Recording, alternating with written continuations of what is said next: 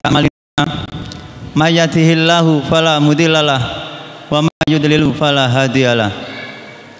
Asyhadu an la ilaha illallah wahdahu la syarika lah wa asyhadu anna Muhammadan abduhu wa rasuluh. Bapak-bapak, ibu-ibu, keluarga Safinah yang berada di masjid ataupun yang berada di rumah, yang hari ini telah menyaksikan streaming dari Facebook LKI atau YouTube LKI Lamongan. Semoga senantiasa Allah kasih kesehatan, keberkahan rezeki dan istiqomah dalam menuntut ilmu. Salawat serta salam tetap tercurahkan kepada Nabi Rasulullah Sallallahu Alaihi Wasallam beserta keluarganya, sahabat-sahabatnya, dan orang-orang yang mengikutinya. Bapak-bapak, ibu-ibu, jamaah Masjid Al-Ikhlas atau peserta kajian keluarga Sakinah, pada malam hari ini yang akan mengisi adalah Ustadz Uwaf atau Ustadz Abdul Fattah LC dengan tema 4 wanita penghuni surga. Kepada beliaunya Ustadz Abdul Fattah kami persilakan. Bismillah, assalamualaikum warahmatullahi wabarakatuh. Alhamdulillah, nahmaduhu wa nasta'inuhu wa nastaghfiruh wa na'udzu billahi min sururi anfusina wa min sayyiati a'malina. May yahdihillahu fala mudhillalah wa may yudlilhu fala hadiyalah. Asyhadu an la ilaha illallah wahdahu la syarikalah wa asyhadu anna Muhammadan abduhu wa rasuluh. Allahumma salli wa sallim ala nabiyyina wa habibina Muhammadin wa ala alihi wa ashabihi wa man tabi'ahum bi ihsanin ila yaumiddin. Hadirin rahimani wa rahimakumullah. Pada kesempatan yang berbahagia ini, terlebih dahulu kita senantiasa memanjatkan puji syukur kehadirat Allah Subhanahu wa taala atas limpahan rahmat, nikmat, hidayah serta taufiknya yang Allah berikan kepada kita sekalian, sehingga kita dapat melaksanakan ibadah kepada Allah Subhanahu wa taala, khususnya adalah ibadah salat. Hadirin rahimani wa rahimakumullah. Alhamdulillah pula pada kesempatan malam hari ini kita dapat menghadiri kajian. Semoga kita senantiasa diberikan oleh Allah kekuatan untuk selalu berada di atas kebaikan, dimudahkan untuk mengkaji, memahami ayat-ayat Al-Quran ataupun sunnah Rasulullah SAW, mencintai ilmu untuk bekal kita hidup di dunia menuju kehidupan kita di akhirat. Bisa mengamalkan apa yang kita dapatkan dari ilmu-ilmu yang Allah berikan kepada kita, sehingga kita mendapatkan ilmu yang bermanfaat, khususnya adalah ilmu yang berkaitan dengan rumah tangga. Dan semoga kita senantiasa diberikan oleh Allah keluarga yang sakinah, mawaddah, warahmah. Tidak hanya diri kita, tapi juga kita menjadi bagian yang bisa membahagiakan orang lain pula, ikut andil membahagiakan keluarga-keluarga muslim, sehingga hidup kita bermanfaat. Karena sebaik-baik manusia adalah anfa'uhum linnas, yang bisa memberikan manfaat kepada yang lain. Kebahagiaan tidak hanya diri kita yang merasakan, tapi kebahagiaan pun juga kita bagi sehingga orang lain pun juga mendapatkan kebahagiaan sebagaimana kita merasakan kebahagiaan itu.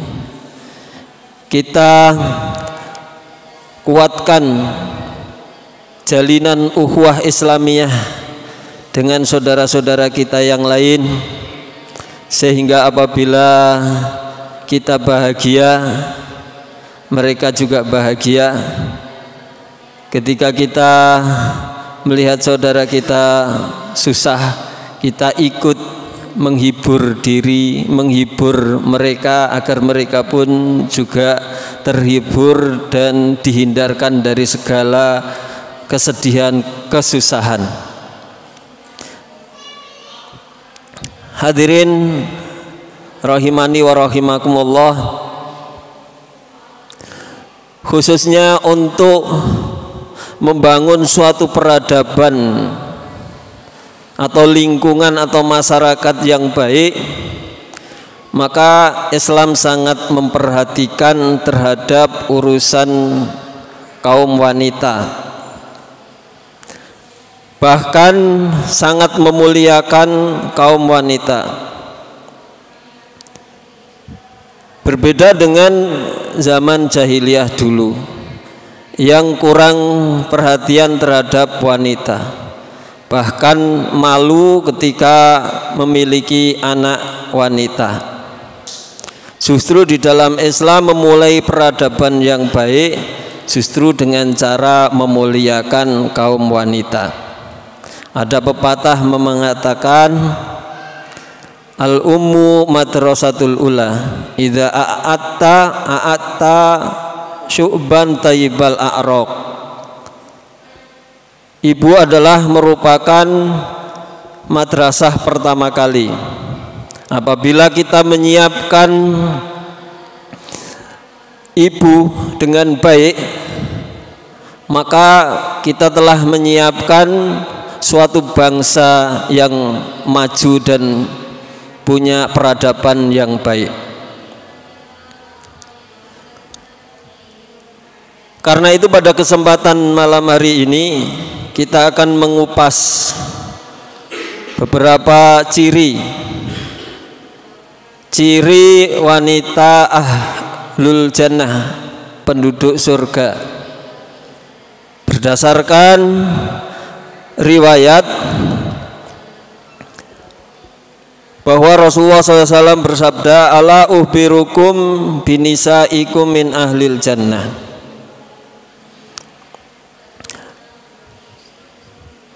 Maukah aku kabarkan kepadamu bahwa di sana ada seorang wanita ahlul jannah. Siapakah mereka wanita ahlul jannah? Yaitu al-wadud, al-walud, wal-a'ud, yaitu wanita yang penyayang, wanita yang subur, dan wanita yang setia terhadap suaminya.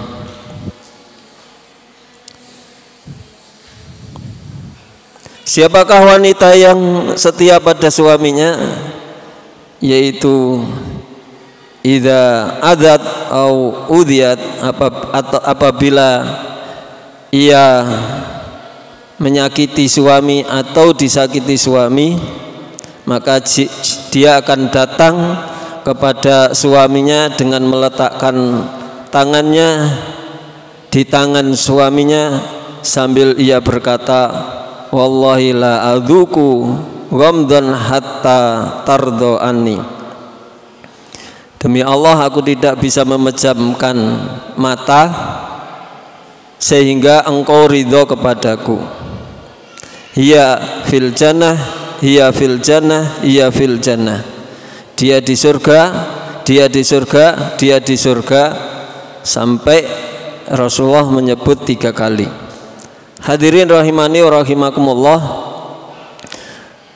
Pada kesempatan yang berbahagia ini kami sampaikan yang pertama, ciri wanita ahlul surga, yaitu subur, yaitu yang banyak anak, al-walud. Di zaman dimana kita hidup hari ini, banyak sekali wanita-wanita yang kurang siap untuk melahirkan, bahkan merasa malu kalau punya anak, bahkan tidak menginginkan punya anak. Bahkan juga ada yang membatasi, tidak ingin punya anak banyak-banyak. Karena itu di dalam konsep Islam, Rasulullah SAW memberikan satu motivasi kepada kaum wanita ibu-ibu agar memiliki anak yang banyak,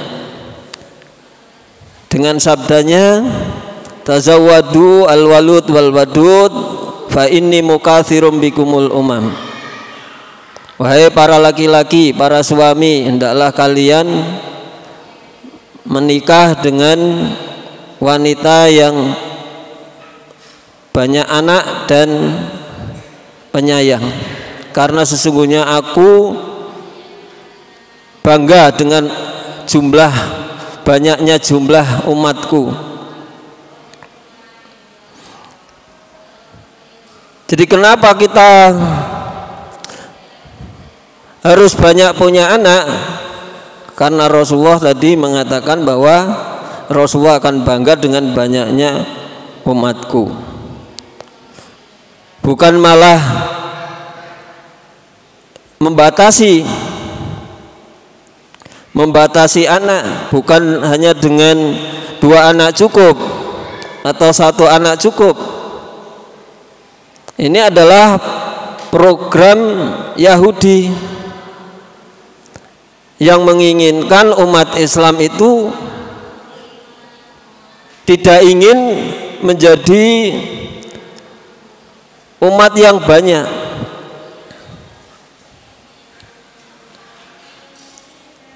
Dengan ditakut-takuti bahwa dengan punya anak banyak nanti akan menjadi miskin, pendidikannya terlantar.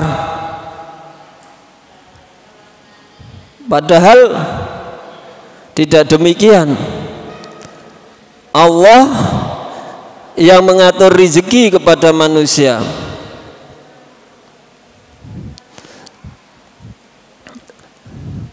Nahnu narzuqukum wa iyyahum. Kamilah yang memberi rezeki kepadamu dan juga yang memberi rezeki kepada anak-anak itu. Jangan khawatir. Manusia itu sudah oleh Allah sudah disiapkan pintu-pintu rezekinya. Dulu ketika manusia itu populasinya itu masih sedikit, yang namanya kesulitan, yang namanya kelaparan itu juga tetap ada. Bukan karena banyaknya manusia. Allah lebih tahu, Allah telah menentukan rezeki itu dengan kadar yang Allah itu lebih tahu jumlahnya. Kalau dulu padi itu umurnya panjang, padi itu umurnya 4 bulan lebih, sehingga 1 tahun itu hanya bisa panen sekali. Tapi dengan kecanggihan zaman sekarang, dengan banyaknya manusia juga tetap ada aja. Orang sekarang kalau nanam padi itu 1 tahun bisa 3 kali, minimal 2 kali. Ada nanam padi itu makin pendek umurnya dan juga makin pendek pohonnya. Karena manusia pengen segera menikmatinya, jadi tetap ada aja terus. Justru dulu makanan kita ketika populasi manusia masih sedikit, makanannya kita itu pohong, telo, ya makanannya kadang yaitu pelok atau isi mangga itu dimakan. Makanannya ini, tapi kita makannya sekarang enak-enak. Ya. Orang zaman dulu kalau makan beras itu orang kaya. Wah, sekarang semuanya makannya pakai nasi dari beras itu, ya. Walaupun orang begitu banyak tetap selalu ada, Allah sudah menyiapkan rezeki. Bagaimana cara Allah menyiapkan rezeki ya? Allah menyiapkan rezeki itu ya dengan cara prosesnya itu mulai dari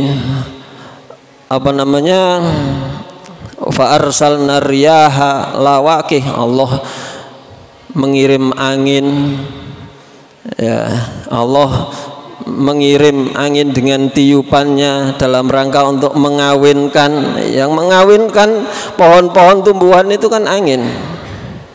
Fungsi angin itu diantaranya adalah mengawinkan pohon-pohon itu. Nah, di samping itu juga fungsi angin itu untuk membawa mendung, mengumpulkan mendung, kemudian mengumpulkan air. Fa anzalna minas sama'i ma'an. Kemudian setelah itu Allah menurunkan hujan dari langit melalui angin-angin itu. Ya, uap yang ada di laut dibawa ke atas, terus nanti turun hujan. Dari hujan itu kemudian Allah menurunkan rezeki di muka bumi, tumbuh-tumbuhan itu akan hidup. Dan semuanya Allah memberi rezeki itu sesuai dengan kebutuhan manusia. Dari sisi ini dari sisi alam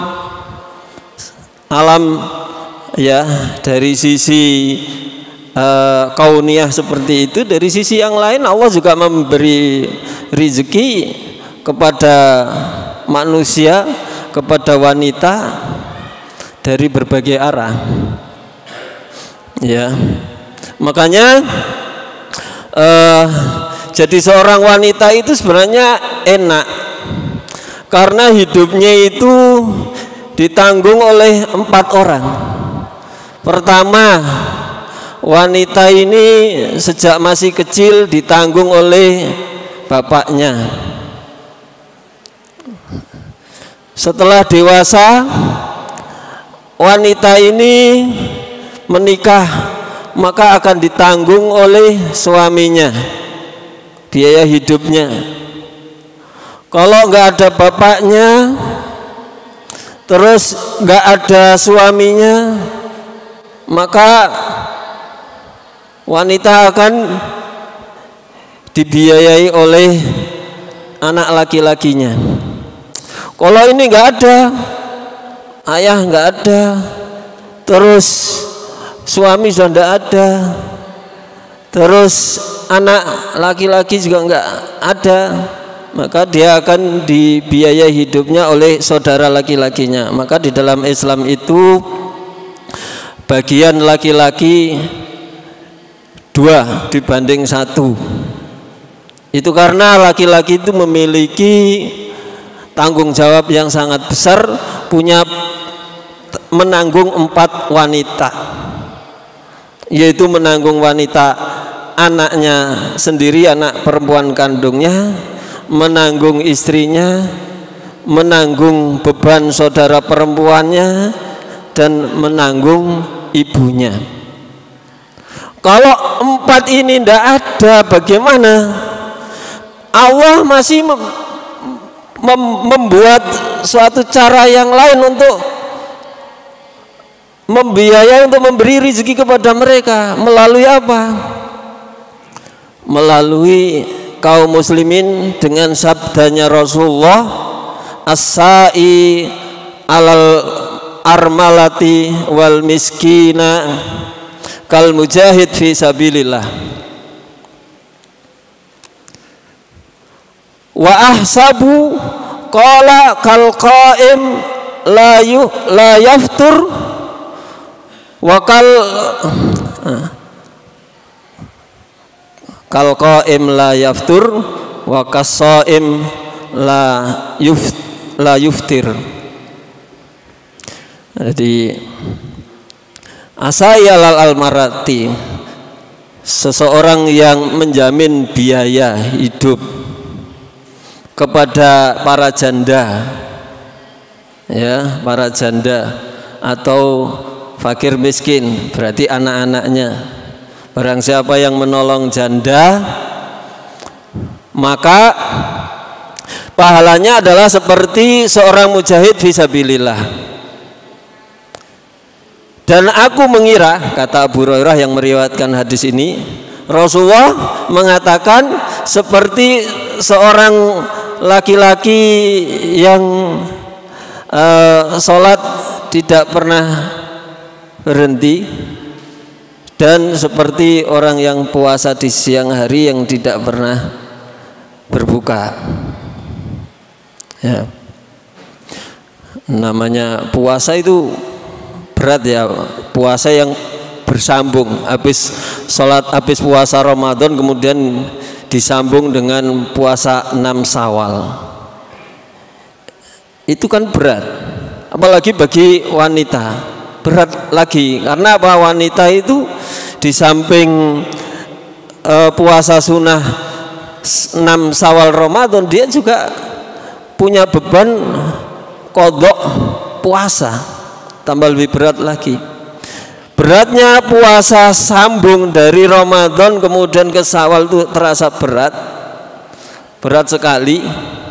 Nah, ini ada amalan yang sangat sederhana, yang sangat sedikit, tapi pahalanya itu menyamai orang yang puasa yang tiada henti, terus puasa, yaitu siapa?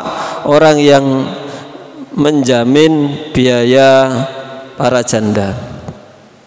Hadirin rahimani wa rahimakumullah. Arti menjamin orang janda di sini ya, itu bukan berarti hanya dengan uang, itu tidak. Namanya as-sa'i, sa'i. Kalau tidak dengan harta juga bisa dengan yang lain. Ya. Misalkan menyalurkan, dia tidak dengan harta tapi menyalurkan dana kepada para janda, itu juga termasuk as-sa'i. Ya, maka di dalam Islam itu masya Allah sangat mudah. Rasulullah katakan bahwa satu panah itu menyebabkan 3 orang masuk surga. Satu adalah pembuat panah itu, 2 adalah pelempar panah, 3 adalah yang menyiapkan panah. 3 orang ini masuk surga.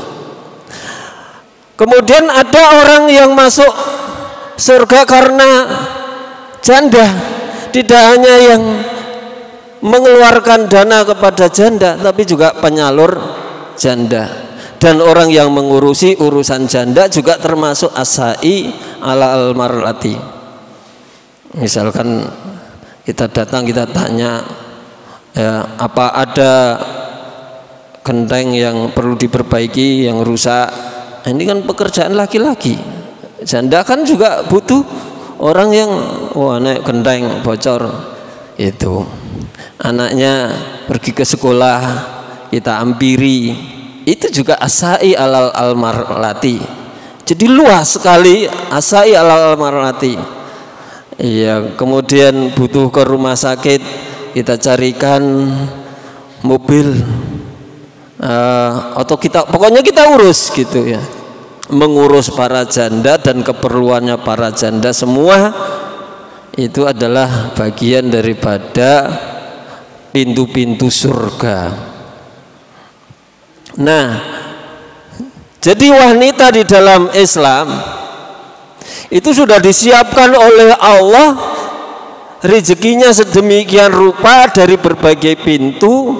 Nah, kemudian dia tugasnya itu disuruh melahirkan dan merawat, menyiapkan generasi. Dia dibebaskan dari kewajiban mencari nafkah. Dibebaskan dari mencari nafkah. Jadi di dalam Islam itu sangat dimuliakan. Makanya pahalanya itu sangat besar, dan pintu surganya bagi wanita ya ini, ya, jadi istri, kemudian setelah itu mau melahirkan, terus anaknya banyak, terus sabar, diberi anak itu sabar, baik diberi dikarunia Allah anak laki-laki maupun perempuan sama sabarnya.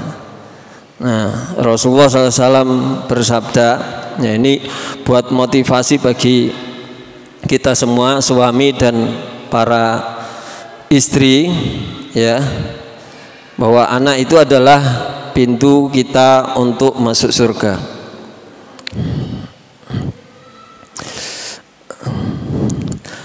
Rasulullah SAW bersabda, manibtuliya min hadhil banati bisyai'in kunna lahu sitron minan nar. Barang siapa yang diuji oleh Allah dengan anak-anak perempuan, maka baginya menjadi siter, penghalang atau benteng dari api neraka. Kenapa kok demikian? Ya, kenapa kok anak perempuan? Ya, karena zaman jahiliyah dulu itu kalau orang punya anak perempuan tuh malu. Kalau punya anak laki-laki itu bangga, karena laki-laki itu bisa dijadikan sebagai kesatria, ahli perang di masa mendatang. Jadi mereka bangga kalau punya anak laki-laki. Terus anak laki-laki juga bisa menjadi tulang punggung ke depannya, sehingga mereka zaman jahiliyah itu sangat bangga punya anak laki-laki. Kemudian kalau punya anak perempuan tuh malu, terus kemudian dikubur hidup-hidup. Maka kemudian Islam memberikan motivasi.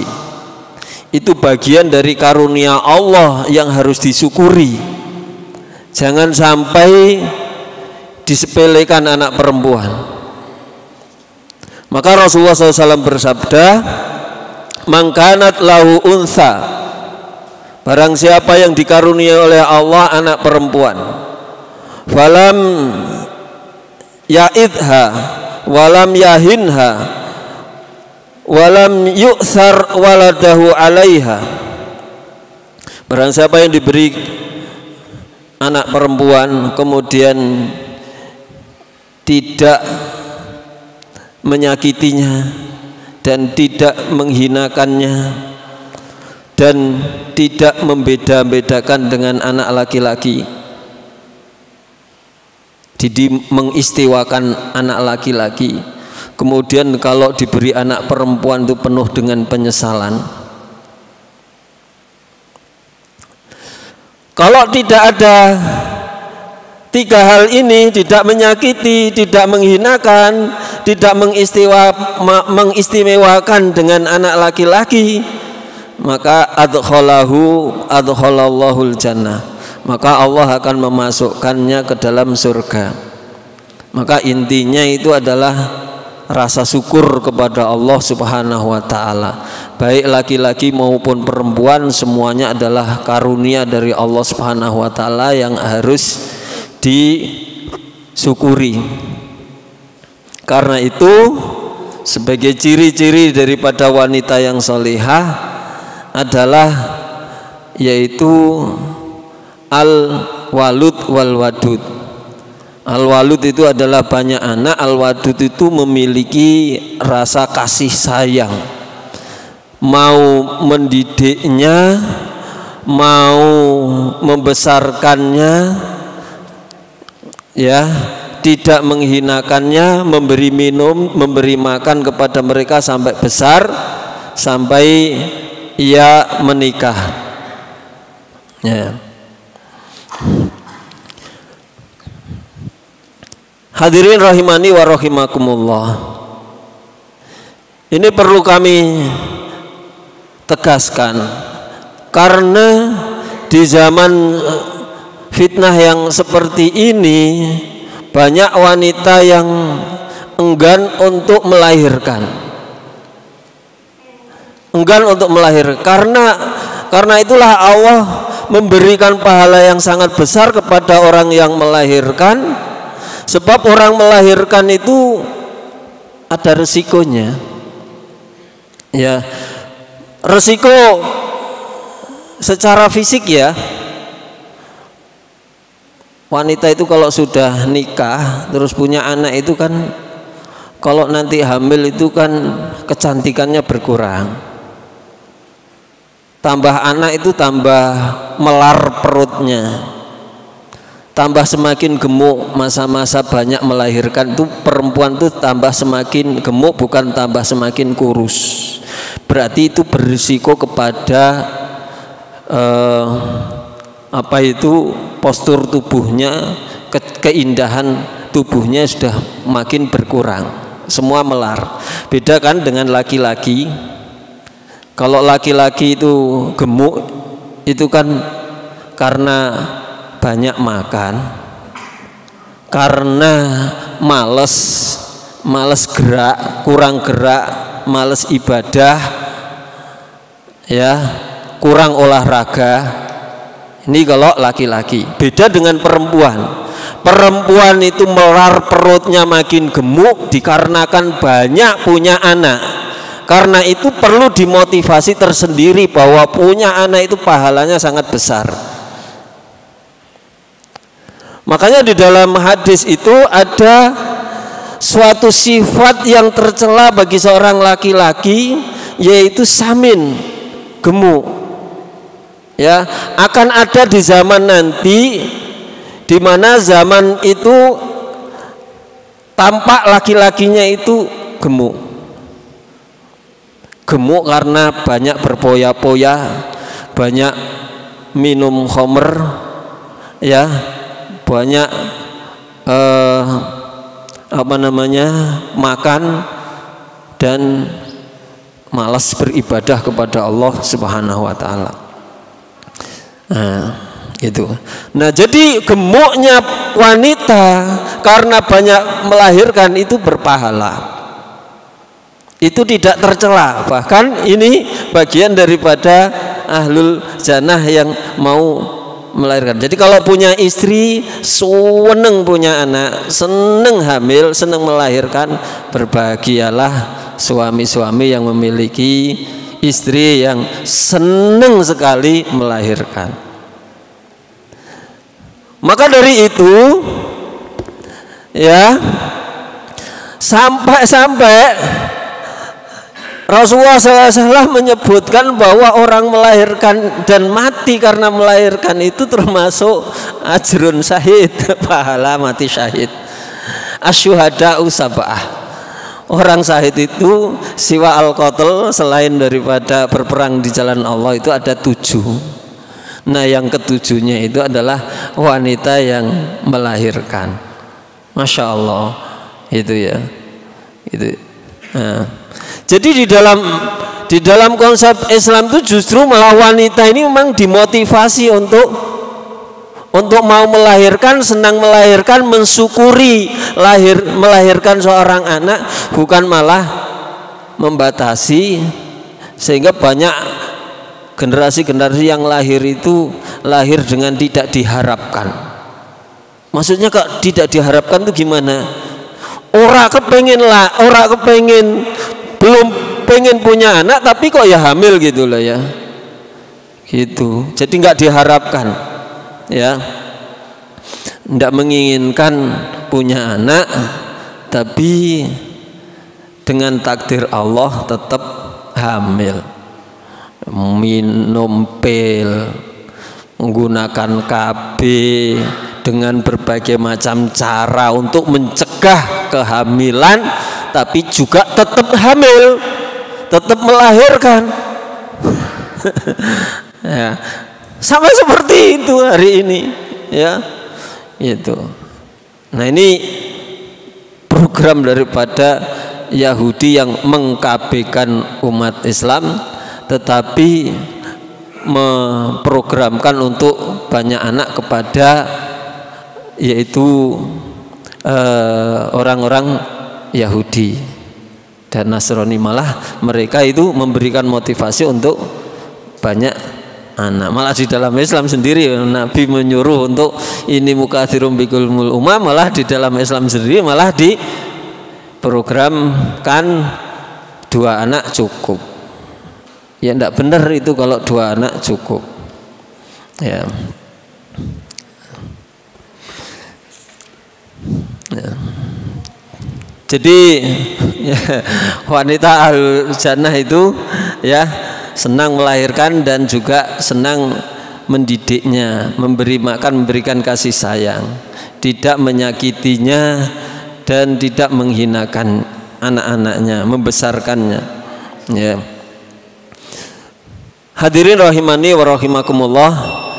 Kemudian yang terakhir dari ciri-ciri ahlul jannah adalah wanita yang a'ud, wanita yang setia kepada suaminya. Jadi wanita yang baik itu adalah wanita yang selalu minta maaf kepada suaminya. Setiap hari dipastikan, jangan sampai suami itu tidak suka, tidak senang. Jangan sampai seorang wanita itu meninggal dunia kemudian suaminya itu menunjukkan rasa syukur dan senang sekali, alhamdulillah istriku meninggal mati. Itu tanda bahwa suami itu belum ridho dengan kematian si istri. Ciri-ciri istri itu dapat ridho adalah kematiannya itu sangat mengesankan. Dengan kematian seorang istri itu merasa suami itu sangat-sangat sangat-sangat kehilangan sekali, mengingat jasa-jasanya istri yang sangat luar biasa. Ketaatannya kepada suami sangat luar biasa, kesabarannya di dalam mendidik anak-anaknya sangat luar biasa. Ia ini ketika ingat selalu meneteskan air mata dan tidak ada yang bisa menggantikannya. Itu tanda bahwa suami ridho. Tapi kok kemudian istrinya meninggal, bebanku tambah ringan, alhamdulillah. Sekarang tidak ada yang ganggu. Sekarang saya dari semakin seneng, semakin ini berarti apa? Tidak ada yang berkesan dengan meninggalnya istri. Tidak ada jasa-jasa yang perlu diingat. Yang ada adalah membosankan. Yang ada adalah menyebalkan. Itu berarti kematian istri itu belum mendapatkan ridho dari suami. Oleh karena itu, wahai para istri, hendaklah engkau selalu memastikan setiap hari apakah suamimu dalam keadaan ridho kepadamu ataukah tidak.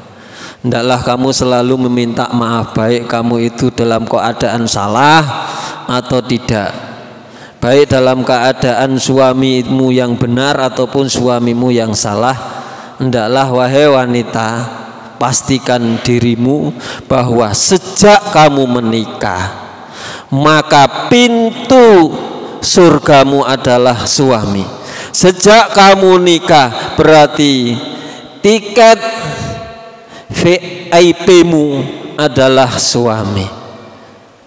Sejak itu suami adalah pintu surgamu. Sejak kapan? Sejak kamu menikah.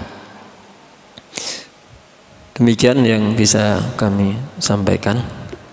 Adzan dulu. Ya, Bapak-bapak, Ibu-ibu, kita break dulu untuk adzan Isya.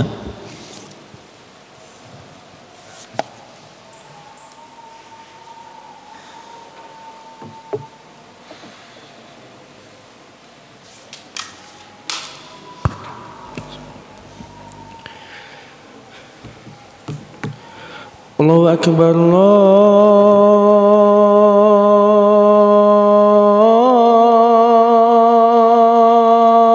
Akbar.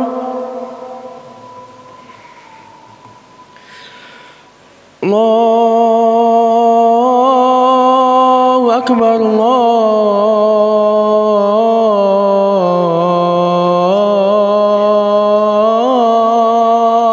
Akbar. Asyhadu an la ilaha illallah.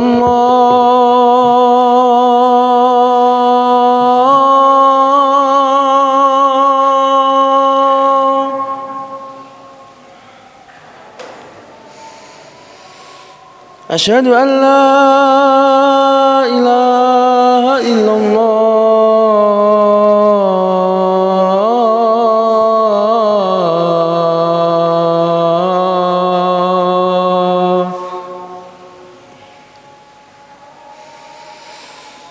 Asyhadu anna Muhammadar Rasulullah.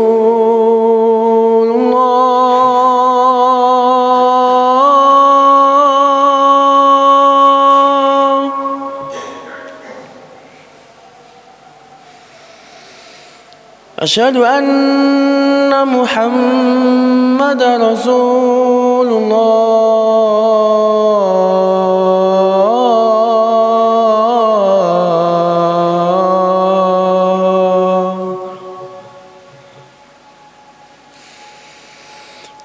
Hayya 'alas salah.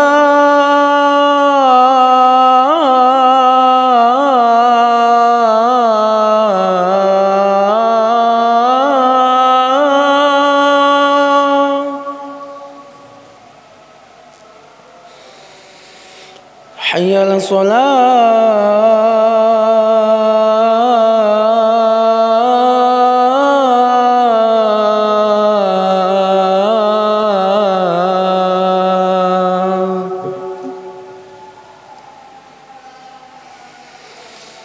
Hayya 'alal falah.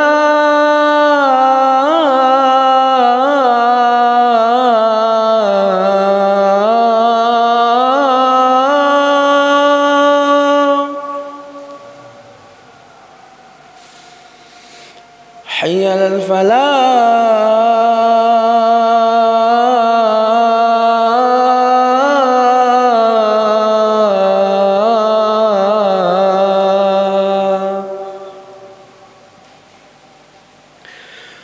Allahu Akbar, Allahu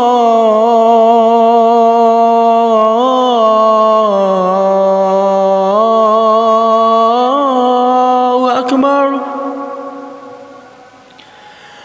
La ilaha illallah.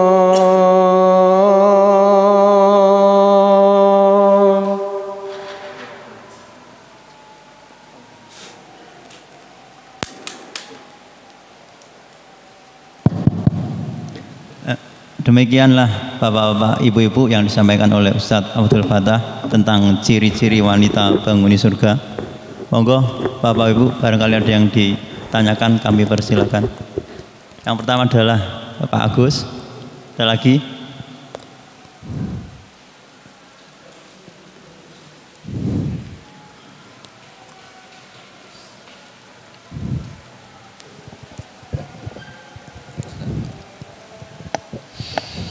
Bismillahirrahmanirrahim. Assalamualaikum warahmatullahi wabarakatuh. Waalaikumsalam. Alhamdulillahirrahmanirrahim. Jazakumullah atas waktu yang diberikan kepada kami. Yang ingin kami tanyakan Ustaz, apakah diperbolehkan di dalam Islam bagi seorang wanita yang dia ber-KB, dia melakukan KB karena bukan dikarenakan dia tidak ingin mempunyai anak banyak, Ustaz. Jadi misalkan beliau ini sudah mempunyai anak banyak, tapi karena faktor usia sehingga menyebabkan resikonya itu besar kalau dia untuk melahirkan kembali. Misalkan ada faktor dari penyakit darah tinggi atau gimana sehingga membahayakan bagi seorang ibu tadi apabila untuk melahirkan kembali, maka dia mengambil inisiasi untuk ber-KB. Itu yang pertama. Dan yang kedua, dengan alasan juga bahwasanya ada seorang wanita, beliau sudah memiliki anak banyak, misalkan anak 4, 5 atau mungkin sampai 6. Tapi beliau masih memungkinkan untuk mempunyai anak lagi, Ustadz. Tapi dengan keadaan ekonominya sehingga dia khawatir kalau dia memiliki anak lagi, dia malah tidak bisa mengurus anak-anaknya, Ustaz, karena dalam keadaan ekonominya.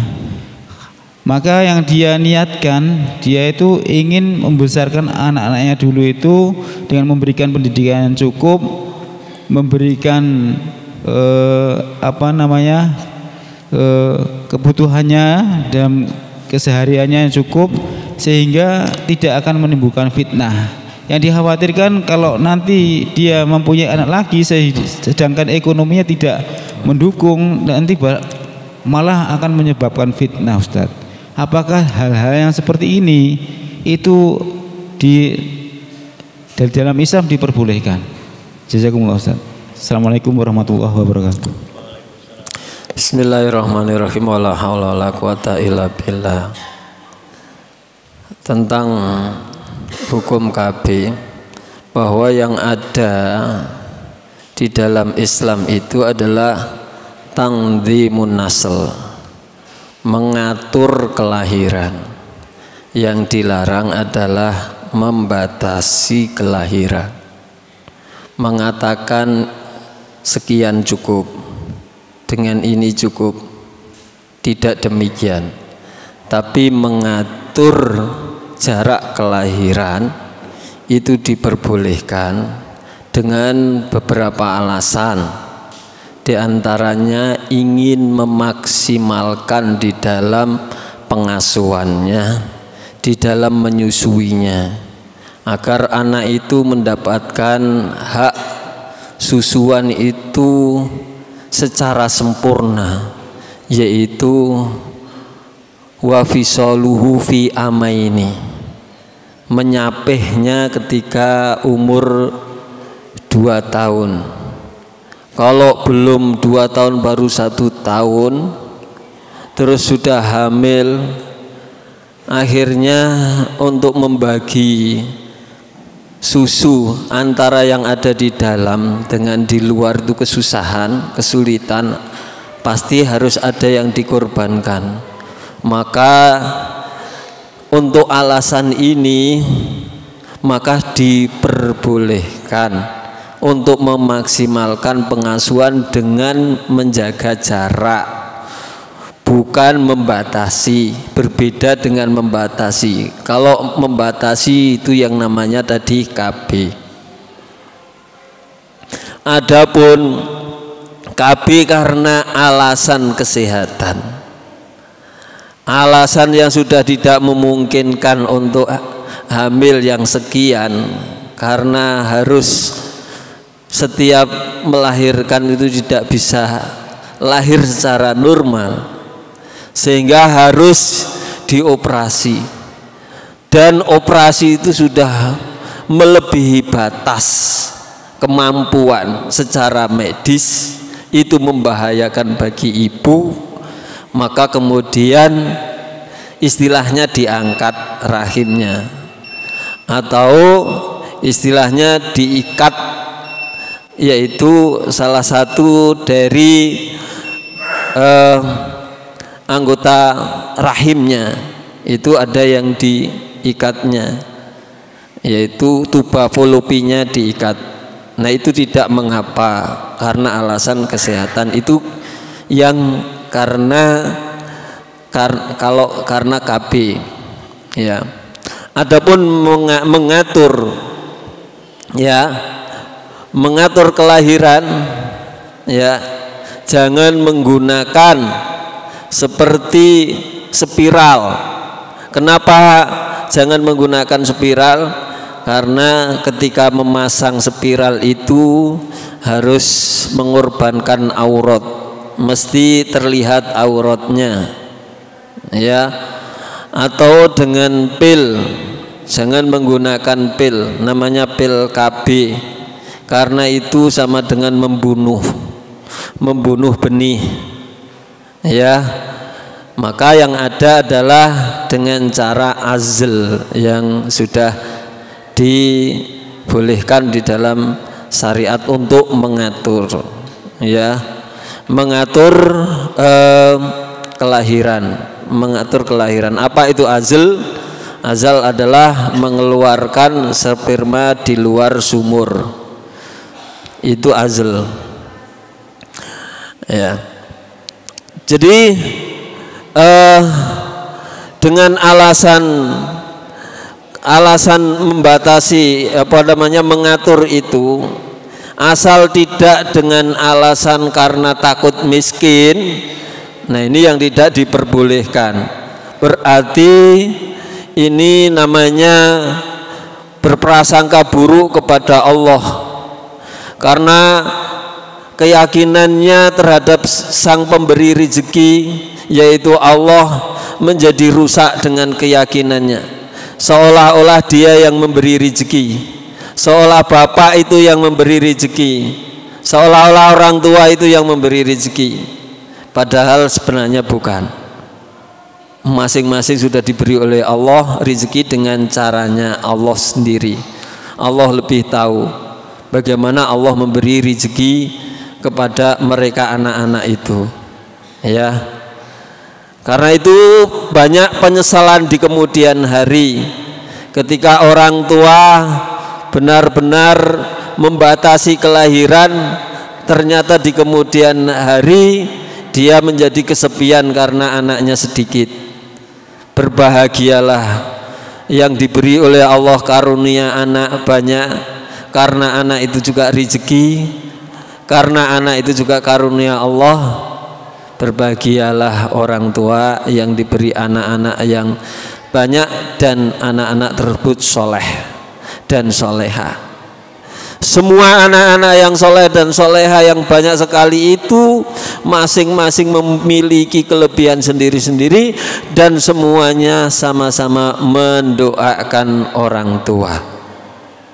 Dan ini kebahagiaan yang tersendiri bagi orang tua sepeninggalnya di kemudian hari, anak-anak generasinya yang selalu mendoakan orang tua, dan yang mendoakan tidak cuma satu anak, tapi anak-anaknya yang banyak itu sama-sama mendoakan. Ini kelebihannya.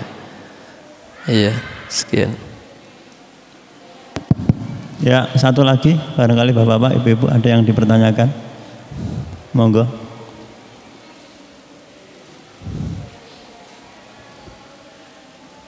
Kalau tidak ada, kami cukupkan kajian pada malam hari ini. Kami selaku pembawa acara, apabila dalam membawa acara ada kesalahan, mohon maaf yang besar-besarnya. Mau tutup kajian pada malam hari ini dengan doa kafaratul majelis. Subhanakallahumma wa bihamdik asyhadu alla ilaha illa anta astaghfiruka. Assalamualaikum warahmatullahi wabarakatuh.